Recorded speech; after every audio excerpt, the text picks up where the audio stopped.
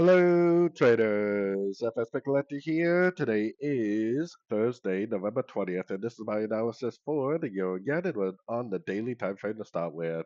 So on the Euro yen, we have to be bullish still. We're right in between two Fibonacci levels. Now, just because we're bullish on the daily doesn't mean that it may not push down on sort of time frames, making several hundred pips to the downside before it goes up again. Especially because our structure is way down here. But I am pretty confident that this is not topping out. I would expect it to at least go up to the 138 and maybe even beyond that. So the trend is definitely needs to be your friend. So going down to the 2 hour time frame, we could get a breaker structure on the 2 hour range. Even if we do get a breaker structure, that doesn't really tell me that it's a reversal on the daily. It just tells me that the last wave on the 1 to 4 hour time frame is complete.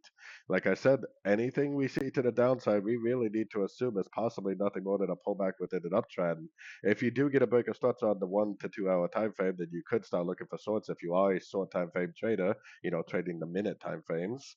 But if you're more of a swing trader or a day trader, I would definitely still recommend looking for logs at the end of every pullback you see.